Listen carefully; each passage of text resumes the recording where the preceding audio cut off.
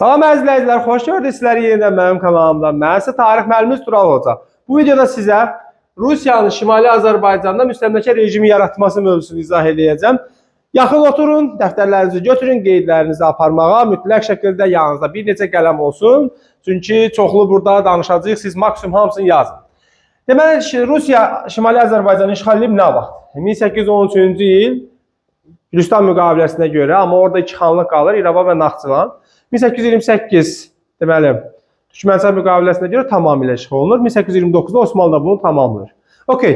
İşğal edəndən sonra burada nə yaratmalıdır? Özünə uyğun müstəmləkə rejimi yaratmalıdır. Yəni buradakı idarəetmə sistemini, ondan sonra vergini, ondan sonra buradakı iqtisadiyyatı özünə uyğunlaşdırmalıdır. Bu məqsədlə müxtəlif islahatlar aparacaq, müxtəlif işlər görəcək. Gəlin onları qruplaşdıraq. Kitabda bir neçə səhifə ola bilər, amma burada biz bir neçə belə deyək, qısa qeydlərlə onların hamısını öyrənəcəyik. Elə isə başladıq. Deməli, ilk öncə nədən başlayırıq? İdarə etmədən. İdarə etmə. İdarə etməni tamamilə dəyişir. Nə yaradır yerində? Komendantlıq sistemi. Yəni, əvvəllər xanlıqlar idi, sultanlıqlar idi, bir də Carbalakan cəmaatlığı idi. Bunların hamısını dəyişib komendantlıq eləyəcək. Yəni, komendantlıq sistemi yaradır. Komendantlar kimlərdən təyin olunacaq? Komendantlar kimlərdən təyin olunacaq? Komendantlar Rus zabitlərindən təyin olunacaq. Yəni, yerli adamlar ora təyin olunmayacaq. Komendantlıq nələr yaradılır? Əyalətlər, əyalət, distansiya, bir də dairə. Hansı əyalətlər var? Var, deməli, Qarabağ, ondan sonra Lənkəran, Bakı, Quba, Dərbənd, Şamaxı, bunlar əyalət olacaq, Şəki. Amma distansiyalarımız olacaq, keçmiş sultanlıqlar, deməli, Qazax, Şəmşəddil və Borçalı. Keçmiş Gəncə xanlığı, yəni onun yerində olacaq Yelizavetpol, və Carbalakan. Bunlar nə olacaq? Dairə. Əyalətlər bölünəcək iki yerə. Deməli, mərkəzi Dərbənd olmaqla Dərbənd. Hərbi dairə rəisliyi yaradılır. Bura hansı əyalətlər daxil olacaq? Bakı, Quba. Mərkəzi Şuşa olmaqla, deməli, mərkəzi Şuşa olmaqla nə yaradılacaq? Müsəlman əyalətləri şurası. Mən baş hərflərini yazıram, siz amma bütöv yazın. Hərbi dairə rəisliyi mərkəzi Dərbənddir, Bakı və Quba daxildir. Mərkəzi Şuşa olan müsəlman əyalətləri şurasıdır. Bura nələr daxildir? Şamaxı, Qarabağ, Şəki, Lənkəran. Bunlarda müsəlman əyalətləri şurasına daxildir. Bundan başqa 1828-ci ildə idarə etmənin bir dənə qolu kimi burada biz çəkək, bunu burada qoyaq. Deməli, Erməni vilayəti yaradılacaq. Erməni vilayəti. Neçənci ildir bu? Gəlin bunu dırnaq içərisinə qoyaq. 1828-ci ildə yaradılır, amma 1840-da ləğv olunacaq. Nədir burada Erməni vilayətində olanlar? Deməli, İrəvan və Naxçıvan xanlıqları ləğv olunur. Onların yerində yaradılır Erməni vilayəti. Amma bu uzun müddətli olur, 12 ildən sonra onu da ləğv eləyəcəklər. Deməli belə, Rusiyanın müstəmləkə rejimi yaratmaqda əsas, belə deyək, addımlarından biri nədir? İdarə etməni özünkünə uyğunlaşdırılsın. Bunu o məqsədlə eləyir ki, deməli, nə olsun? Bu, bizim özümüzün xanlarımız, bəylərimiz vardı. Onları maksimum dərəcədə idarə etmədən uzaqlaşdırsın. Bizim buradakı idarə etməni özündəki idarə etməyə yaxınlaşdırsın. Növbəti mərhələdə isə tamamilə uyğunlaşdıracaq. Bundan sonra biz baxırıq. Deməli, biz bunu bir neçə başlıq altında öyrənirik. İdarə etmə başlığı var. Sonra biz orada görəcəyik iqtisadi islahatlar keçirəcək. İqtisadiyyatı özünə uyğunlaşdırmaqla bağlı. Sonra köçürmə islahatı var. Köçürmə sahəsində müəyyən işlər görüləcək. Və bir də orada məhkəmə ilə dinlə bağlı müəyyən işlər görüləcək. İndi baxırıq. Elə yaxşı olar ki, burada həm də köçürməni verək. Köçürmə aparır ruslar. Köçürülən zaman burada ilk öncə köçürülən xalqlar hansılardır? Almanlar, ermənilər, bir də elə rusların özü. Baxırıq, Almanlar bura köçürülüb 1817-ci ildə. Hardan köçürülüb? Baden, bir də Württemberg. Württemberg'i də yazmıram, siz yazın. Niyə köçürülüb? Bu Almanlar bəyəm öz ölkələrində normal yaşamırdılar mı? Yox. Orada Napolyon müharibələri Almanları iqtisadi cəhətdən çöktürmüşdü və nəticədə onlar nə olmuşdu? Biraz müəyyən qədər nüfuzləşmişdi. Ona görə ruslar bundan istifadə edib onları köçürüb gətirir. Məqsədi nədir? Niyə köçürür? Və kimləri köçürür? Xristian əhalini. Xristian əhalini niyə köçürür? Məqsəd nədir? Bufer zona yaratmaq. Bufer. Kimlər öz arasında? Yəni Qacarlar və Osmanlı ilə öz arasında bufer zona yaratmaq. Cənubi Qafqazda etnik baxımından özünə yaxın olacaq bir millətlər, xalqları çoxaltmaq, dini baxımından özünə yaxın olan xalqları bura gətirmək. Deməli, Almanlar da xristiandır, amma Almanlarda bir nüans var. Təkcə etnik, dini baxımından özünə yaxın xalqı yox, həm də Almanların iqtisadi baxımından daha yaxşı fəaliyyət göstərə biləcəyi düşünür və fikirləşir ki, əgər Almanlar, fikirləşirlər daha doğrusu, Almanlar burada daha yaxşı işlər görürdüsə, təbii ki, buradan da həm də Çar hökuməti pul qazana bilər. Deməli, Almanlar burada 2 dənə, əslində Qafqazda 8 dənədir. Qafqazda 8 koloniyadır, rəsmi məlumatlara. 8 koloniya. Amma 2 koloniya bizdədir. İkisi bizdə. Hansı koloniyalardır onlar? Gəlin baxalım. Deməli, Göygöl, bizim bildiyimiz Göygöl, bu hal-hazırki adlarıdır. Bir də Şəmkir. Necə yadımızda qalacaq? Qədimdə, yəni həmin dövrdə Göygölün adı olub Yelenendorf. Yelenendorf. Amma Şəmkirin adı olub Annenfeld. Annenfeld. Belə olmalıdır. Annenfeld. Okay. Yelenendorf, Annenfeld. İndi baxaq burada nəyə? Necə yadımızda saxlayacağıq?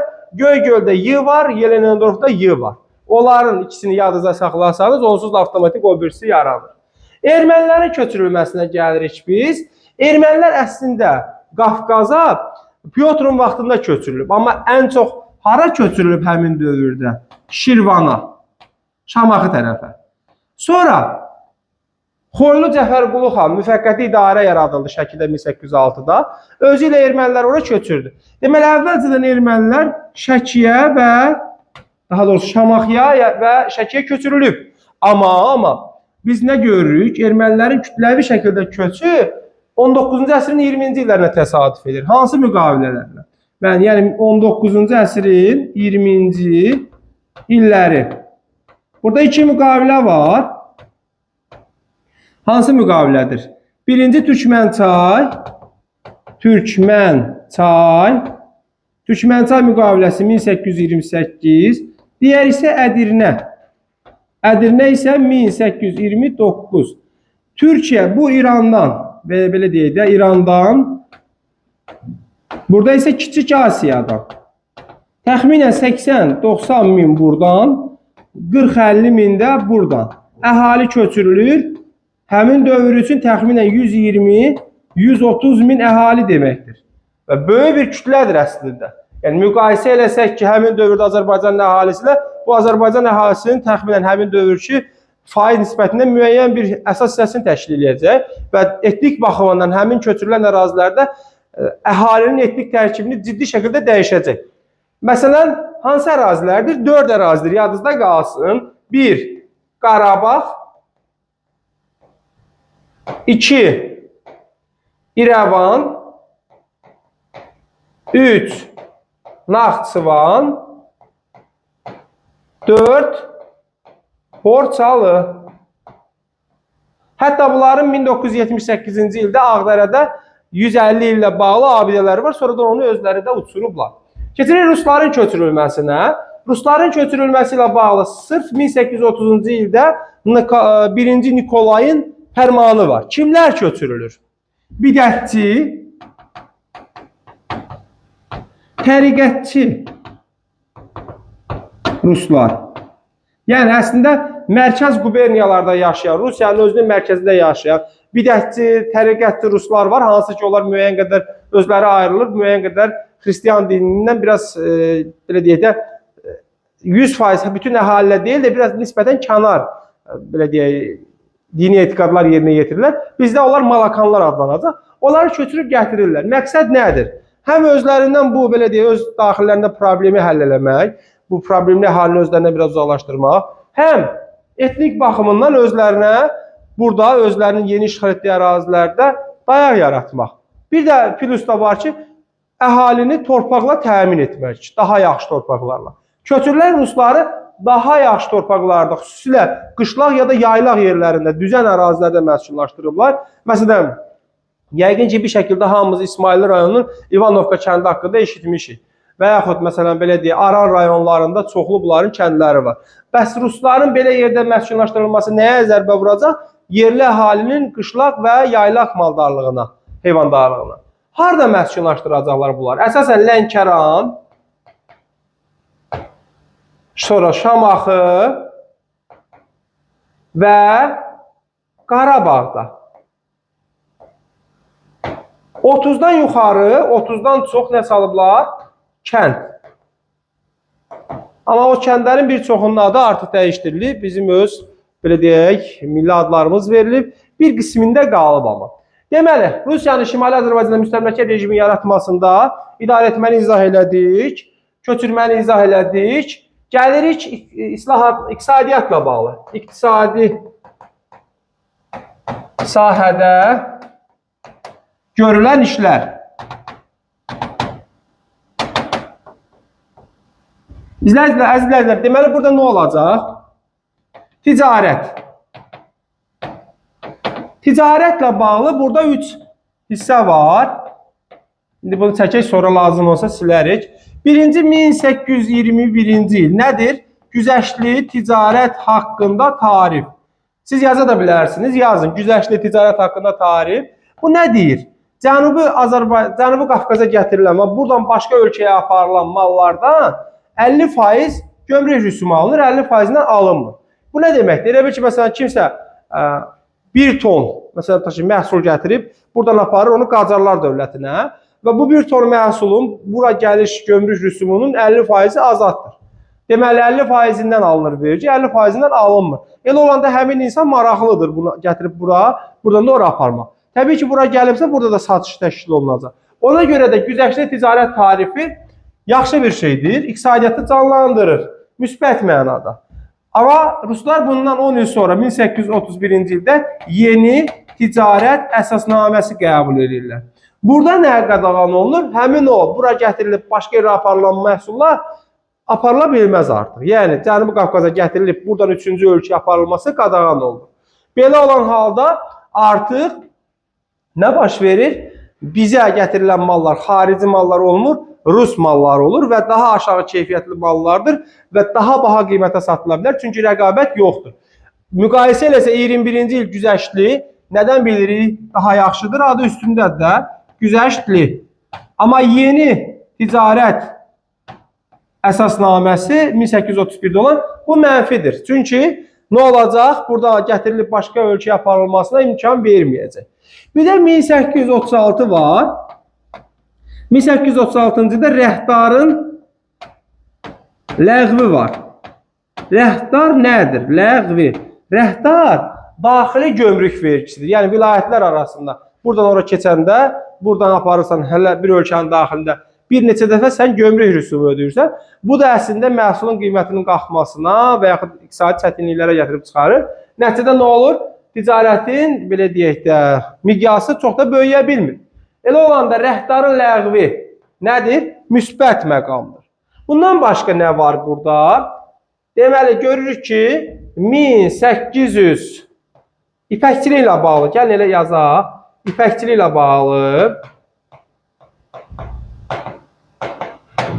İpəkçilik onsuz da bunların diqqət mərkəzindədir. Hələ Pyotrun vaxtından bunlar ipəyin inkişafı üçün Cənubi Qafqaza can atıblar, ipəkçilik. Bu ipəkçiliklə bağlı burada 2 məqam var. Hələ ki, 1827 Xanabad manufakturasını açırlar. Xanabad manufakturası.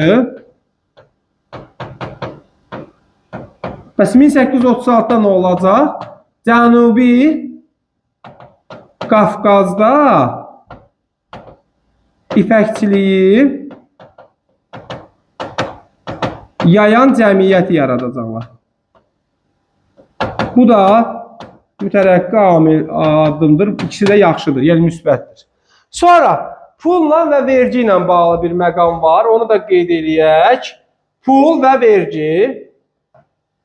Pul və vergi. Pulu rul yazdıq. Niyəsə? Yəqin qələm orada elə düşdü. Pul, vergi. Baxırıq.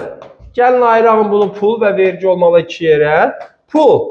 Deməli, 1839 və 1843-cü ildə pul islahatı keçirilib.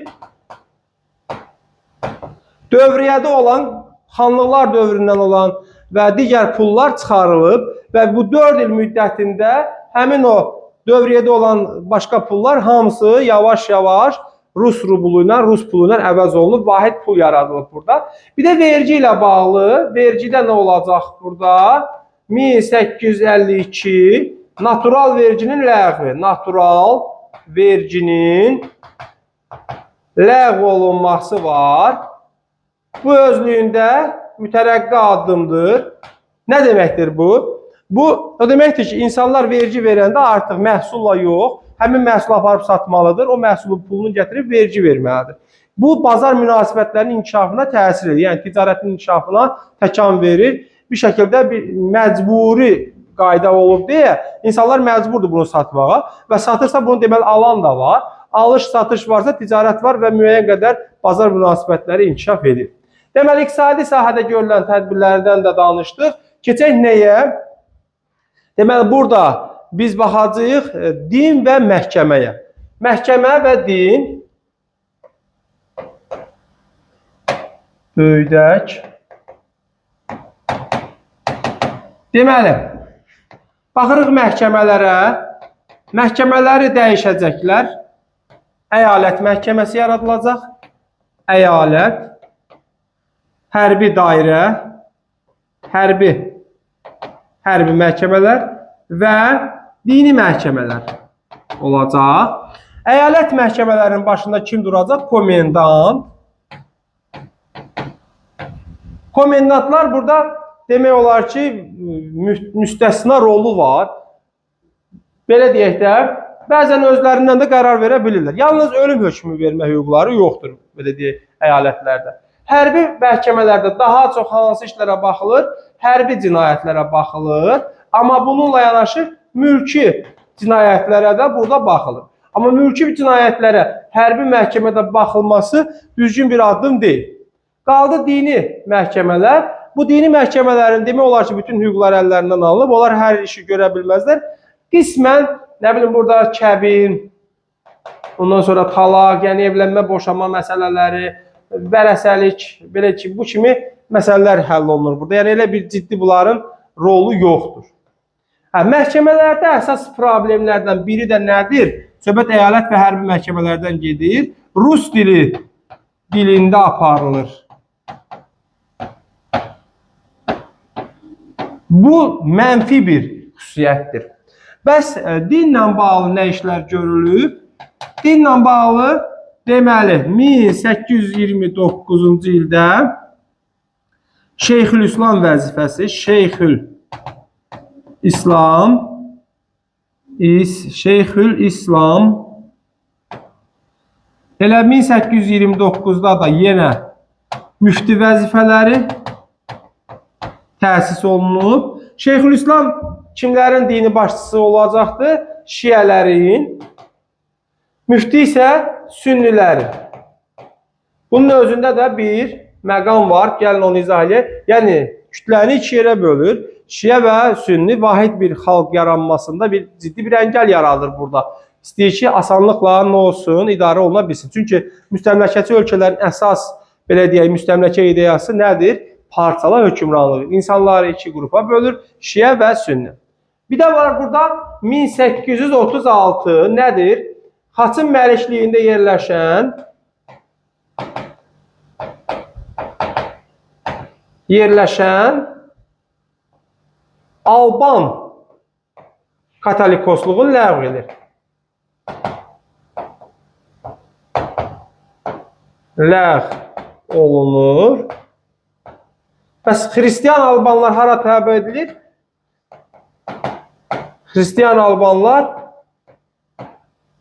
Qriqoryan kilsəsinə artıq belə deyə tabe edilir. Artıq belə deyək, zamanla onlar həm də Qriqoryanlaşıb nə olacaqlar?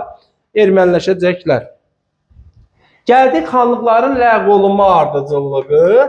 Xanlıqların ləğv edilmə ardıcıllığı. Baxaq, ilk ləğv olunan xanlıq Gəncədir. İndi baxaq, Gəncə, gəlin burada belə bir cədvəl çəkək, cədvələ oxşar bir şey çəkək. Tutulma ili yazaq, xanlığın adı yazaq. Bu xanlığın adları olsun. Burada belə bir cədvəl çəkək. Bunu da iki yerə bölək. Deməli, burada tutulma ili, burada da ləğv olunma. Ruslar tərəfindən tutulması, işğal olması, burada isə ləğv olunmasını yazaq. Gəncə 3-4 xanlıq var ki, onlar elə həmin ildə də ləğv olunublar. Gəncə onlardan birincisidir. 1804-də tutulur, elə 1804-də də ləğv olunur. Sonra dalıyca baxsaq, ləğv olunmaya görə biz düzürük.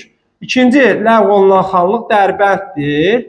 Dərbənd 1806-da tutulub, amma elə 1806-da da ləğv olunacaq. Üçüncü ləğv olunan xanlıq Bakıdır. Bakı da 1806-da tutulub, amma 1806-da da elə ləğv olunacaq.